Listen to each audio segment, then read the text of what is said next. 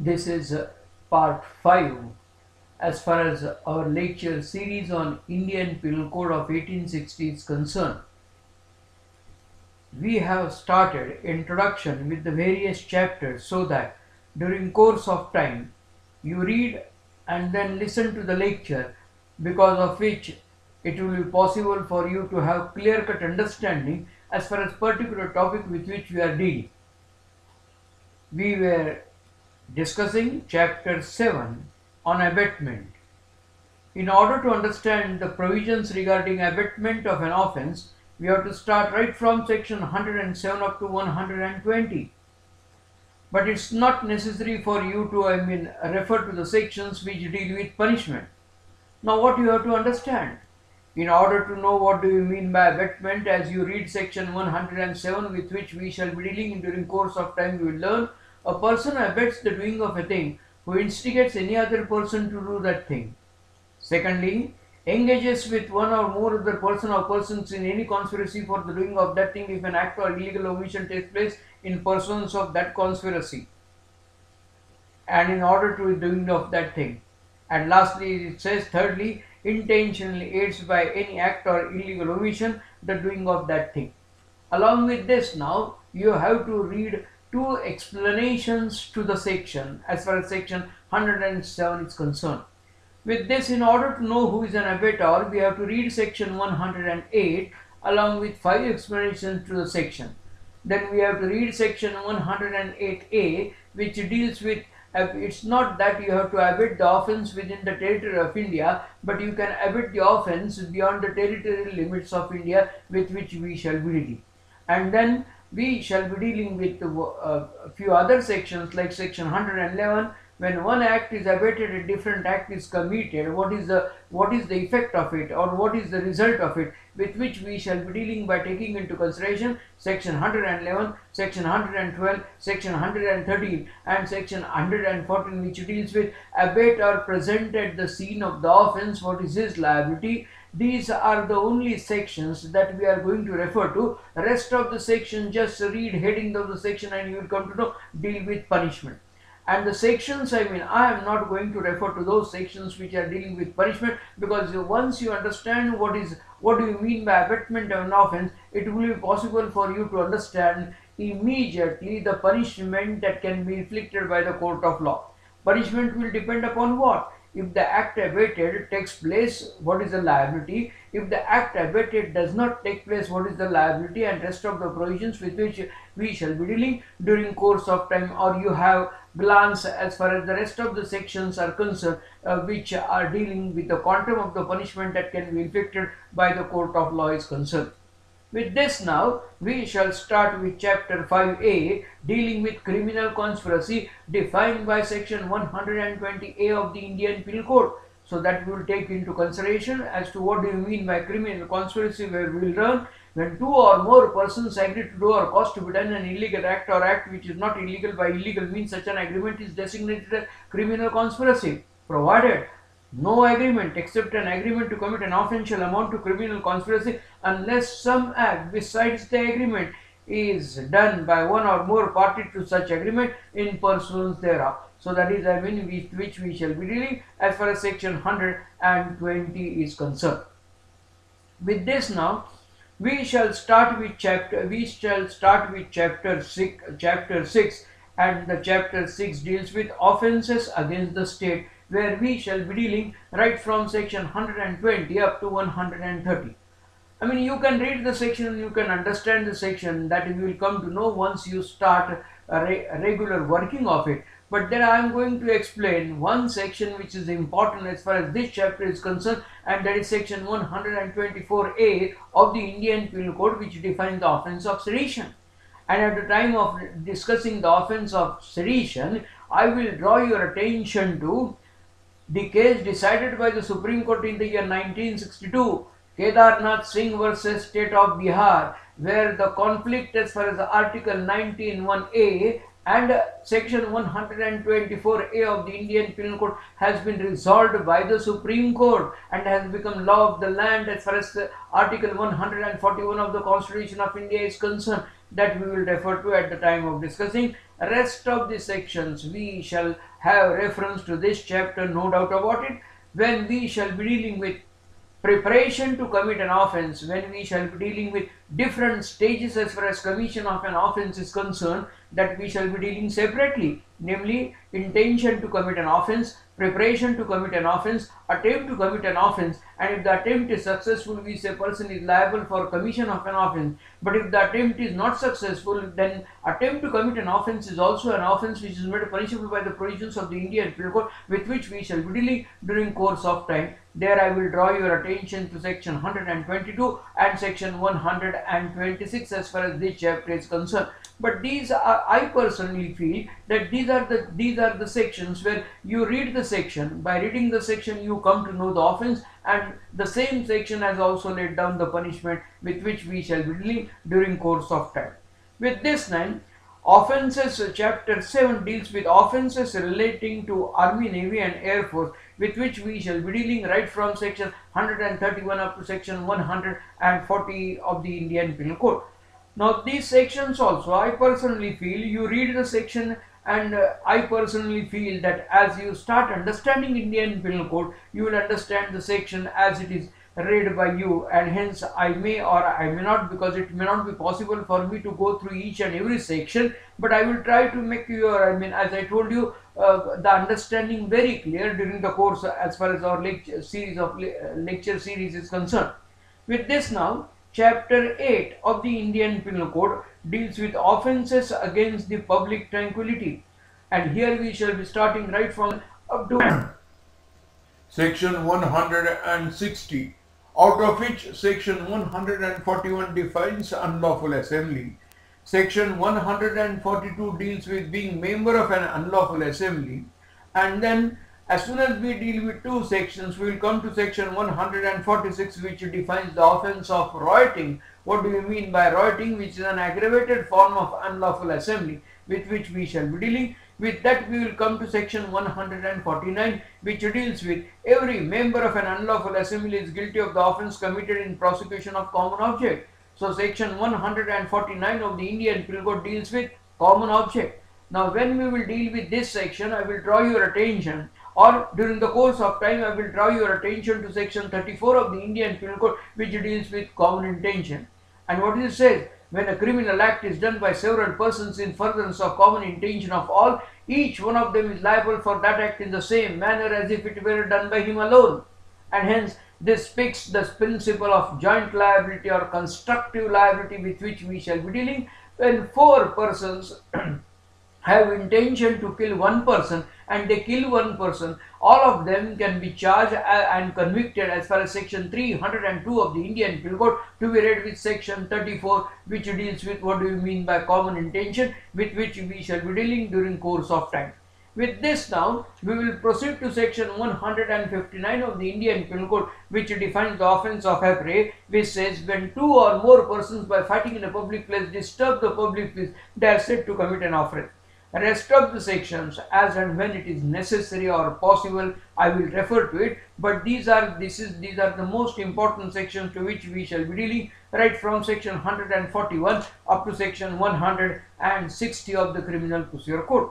With this now, we shall proceed to chapter 9, which deals with offences by or relating to public servant, when we shall be dealing right from section 161 up to section 170 of the Criminal Procedure Code, of the Indian Penal Code, out of which section 161 to section 165 you need not read, because they have been repealed because of the passing of the Prevention of Corruption Act of 1988, and then further section right from section 165A on 166 onwards, with which we shall be dealing and when it is necessary.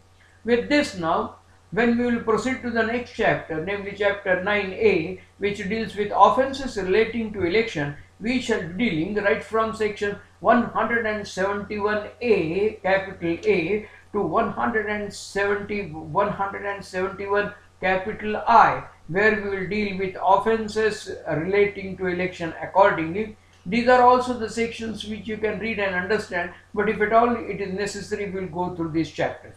With this now, we proceed to chapter 10, where we shall be dealing with contempt of lawful authority of a public servant, where we shall be starting right from section 172 up to section 190 of the Criminal Procedure Code.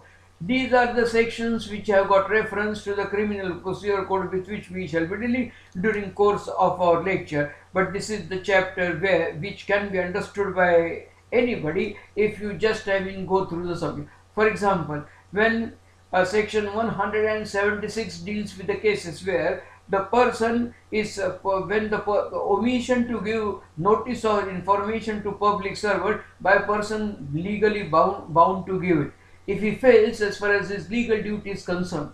And this is the time during course of our lecture we will have to understand the distinction between legal duty and moral duty. To make it very clear at this stage only, if somebody fails in his legal duty, there starts his liability. But if anybody fails in his moral duty, the question of liability doesn't arise. And what do you mean by legal duty? The duty which is required to be defined somewhere. So this chapter, or if you obstruct a public servant in discharging of his duties, your liability is as per section 176. Or you go to the police station, or you go to the magistrate and give wrong information, false information, your liability is as per section 177 of the Indian Penal Code, and rest of the provisions with which we shall be dealing during course of time. With this now, when you start dealing with chapter 11, we shall try to understand provisions regarding false evidence and offences against public justice, where we shall start with first section, namely section 191 of the Indian Penal Code, which defines the offence of giving false evidence, whereas section 192 defines the offence of fabricating false evidence.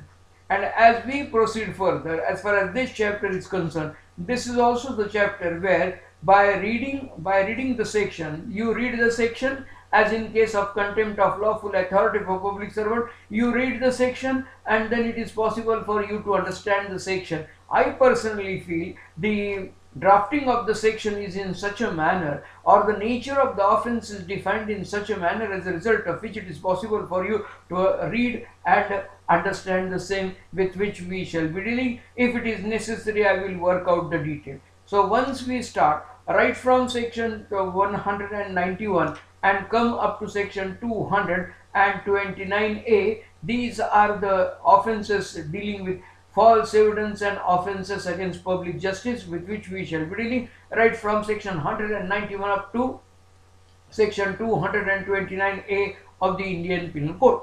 With this, when we will start with chapter 12 of the Indian Penal Code, which deals with offences relating to coin and government stamps, where we shall start right from section 270 onwards.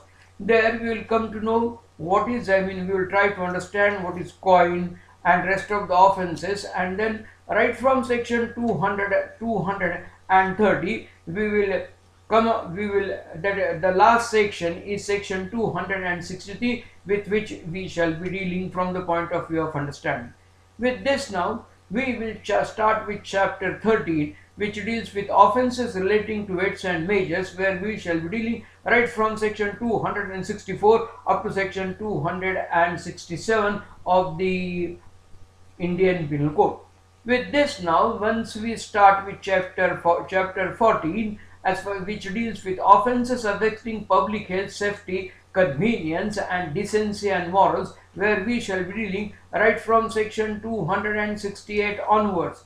So here we shall be dealing, this is also where you read the section, and in the same section you come to know what is an offence and the punishment is laid down, with which we shall be dealing right from section 2 as we have read up to section 294A of the Indian Penal Code.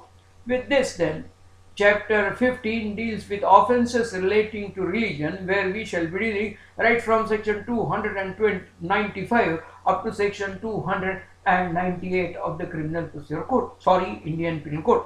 With this now, We start with the most important in the sense where something is required to be explained, something is required to be understood, something is required to be studied in detail, and then we shall be, as I told you, we shall be dealing with offences affecting the human body, where we will start right from section 299 up to section 377 of the Indian Penal Code.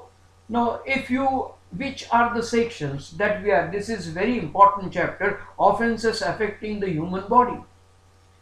Section 377 deals with the offence of unnatural offence, namely when there is sexual intercourse which is against the order of the nature, that is made punishable as far as section 377 is concerned.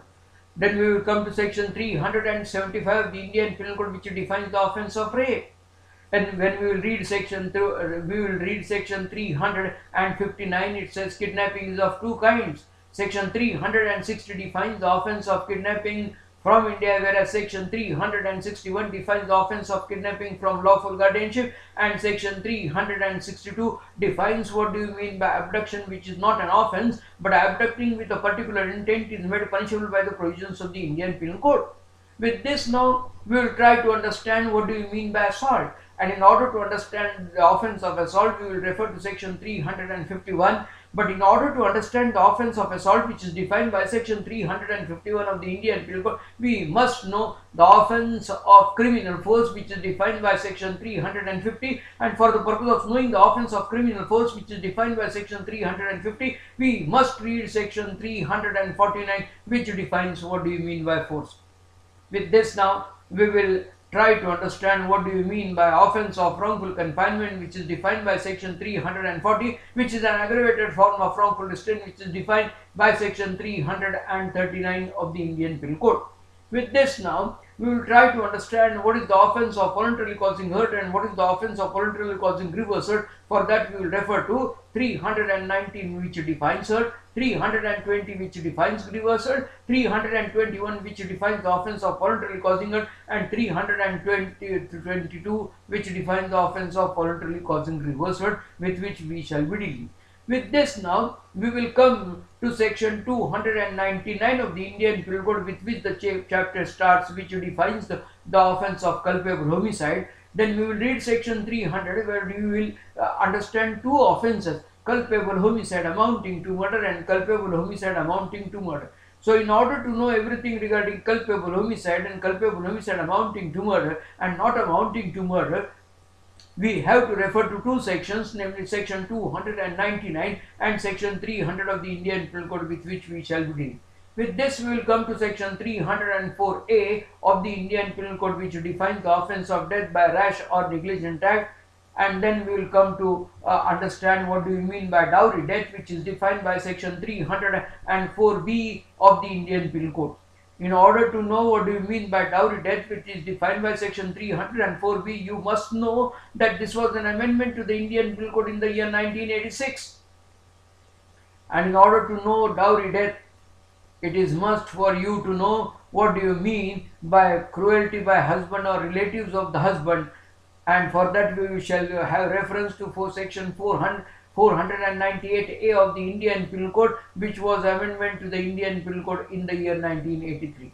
With this, what is section 309, with which we shall be dealing, which deals with attempt to commit suicide. What do you mean by thug, which is defined by section 310. And the other sections, there are some other sections which deal with punishment, with which we shall be dealing during course of time. So this is regarding offences affecting human body, with which we shall be dealing right from section 299 up to section 377 of the Indian Penal Code.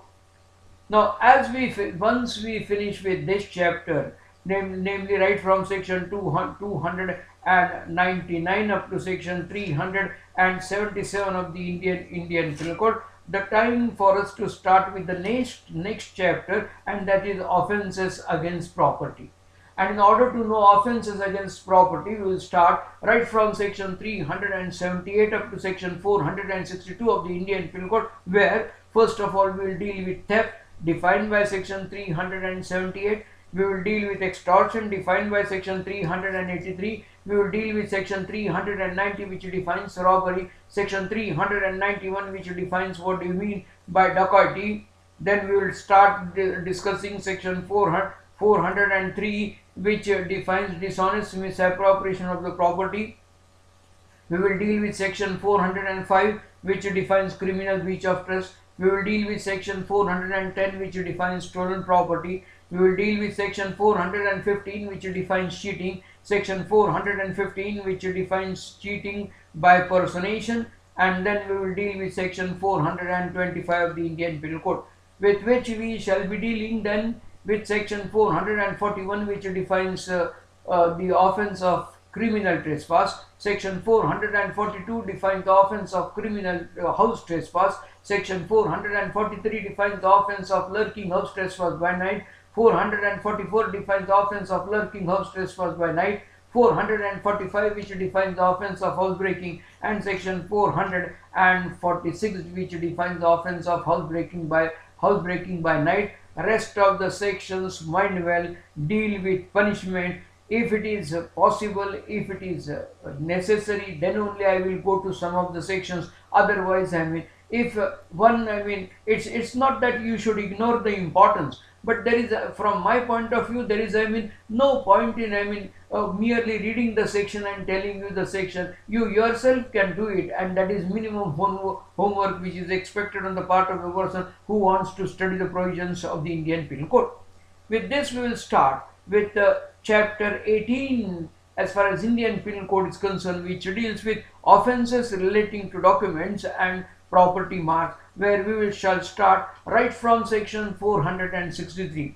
463 of the Indian Penal Code defines the offence of forgery, but in order to know what do you mean by forgery, which is defined by section 463, because forgery is making false document with a particular intent, and what we will do in order to understand what do you mean by for false document, we will have to making a false document, we will refer to section 464. So thus we will come up to section 477A of the Indian Penal Code, which deals with falsification of accounts. With this, now we will start right from section 478 onwards, dealing with property and other marks, and we will come up to section 489. With this, we will start with section 489 capital A, offence of currency notes and bank notes, and that we will come up to section 489 capital E of the Indian Penal Code. With this, now we will deal with the next chapter, chapter 19, dealing with the criminal breach of contract of service, where we shall be dealing with section 491.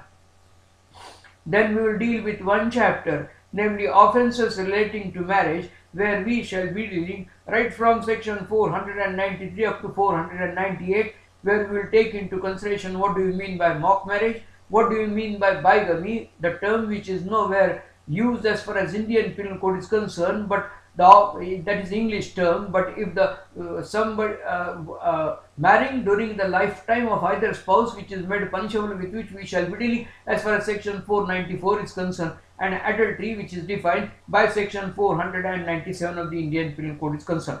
With this, now we will deal with chapter 20 capital A, which defines the offence of cruelty by husband or relatives of the husband, where we shall be dealing with only one section, namely section 498A of the Indian Penal Code. With this, we will start with chapter 21 of the Indian Penal Code, which deals with defamation, by taking into consideration section 499 of the Indian Penal Code, which defines the offence of defamation, whereas section 500, section 501 and section 502 are the sections which deal with punishment, with which we shall be dealing as and when it is required. With this, we will come to chapter 22 of the Indian Penal Code, which deals with criminal intimidation and criminal intimidation, insult and annoyance, where we shall be dealing right from section 503 up to section 510 of the Indian Penal Code.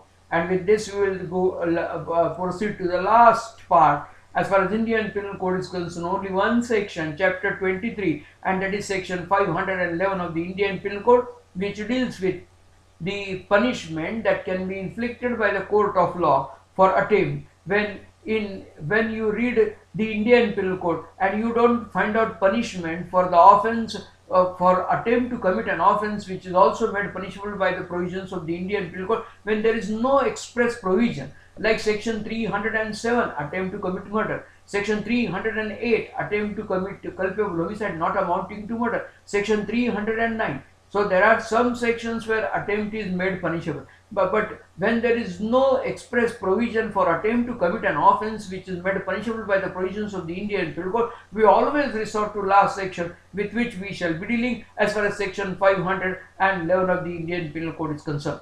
So this is introduction regarding Indian Penal Code, with which we intend to do. In the next lecture, we shall start working out details as far as the chapters are concerned.